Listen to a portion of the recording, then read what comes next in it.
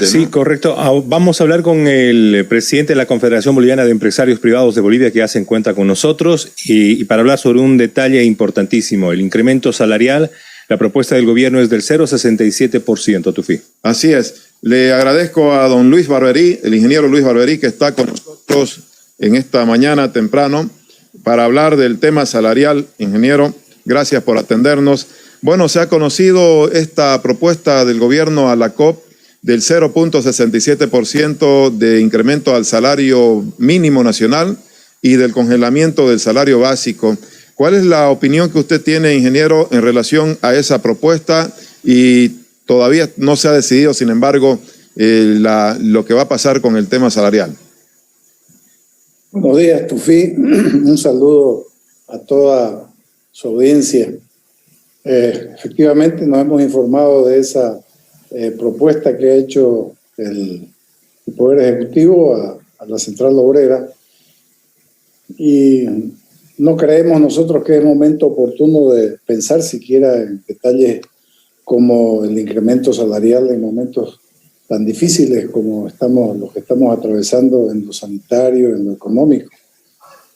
El Estado bien podría destinar, en lo que se concierne al costo que le significa al erario nacional ese incremento, bien podría estar pensando más bien en fortalecer la infraestructura de salud, de mejorar la atención de terapia intensiva en muchos hospitales que ya se encuentran rebasadas. Estamos con la pandemia en marcha, con temores, anuncios de un nuevo rebrote, sería la tercera ola, y hablar de incrementos salariales en estos momentos creo que es lo menos oportuno que puede haber. Más bien deberíamos estar pensando cómo se reactiva la economía del país, cómo se fortalecen las empresas que todavía están ofreciendo empleos dignos a sus trabajadores, cómo por ahí se puede de alguna forma contribuir a que recuperen el empleo los más de 400.000 desocupados que existen ahora, los más de 150.000 nuevos trabajadores que ingresan al mercado laboral. Entonces, no es lo más sensato, me parece, hablar de incrementos salariales cuando hay tantas urgencias mucho más apremiantes en este momento en el país. Ingeniero Barberí, de todas maneras ya se oficializó que se podría congelar el incremento salarial del sueldo básico, pero no el mínimo. ¿Podría estar dentro de las expectativas de los empresarios el primer punto y no el segundo? ¿En realidad debería ser cero en el salario mínimo también? Yo creo que sí. En realidad, como dije, la situación es tan difícil que cualquier ruido, como dicen, puede causar la muerte del artista, ¿no? En términos un poquito populares. Sí. No es sencillo tratar estos temas. Por supuesto hay presiones, pero yo creo que corresponde nomás hablar con la seriedad del caso a la dirigencia de los trabajadores de la Central Obrera y hacerlos entender de que el país está atravesando una situación muy grave. La pandemia ha hecho de que el país se paralice. El año pasado han sido casi 150 días de inactividad y empresas que todavía no han recuperado siquiera su accionar, otras están, la mayoría, a media máquina, y pensar en incrementos no es lo más apropiado. Debería verse la forma más bien de cómo contribuir a que las empresas salgan de este atolladero y se conserven los empleos. Hay, por ejemplo, el subsidio de natalidad, que es tan importante para nutrir a la madre y al bebé lactante, que es un subsidio que lo paga el sector privado y los subsidios son responsabilidad de los estados. Los empresarios pagamos impuestos. Entonces, y quien distribuye esos impuestos de la manera más sabia debería ser el Estado. Y el Estado, en realidad, no se hace cargo de este subsidio, que además genera un mercado secundario, porque cuando los beneficiarios retiran la canasta donde se la entregan, ya hay gente esperando para comprarle los artículos que la componen en buena parte a mitad de precio o menos.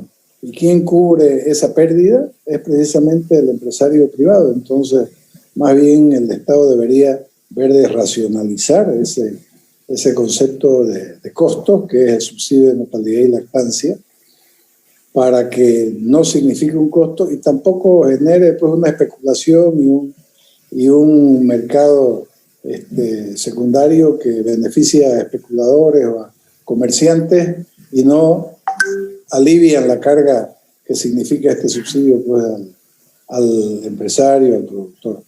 Sí.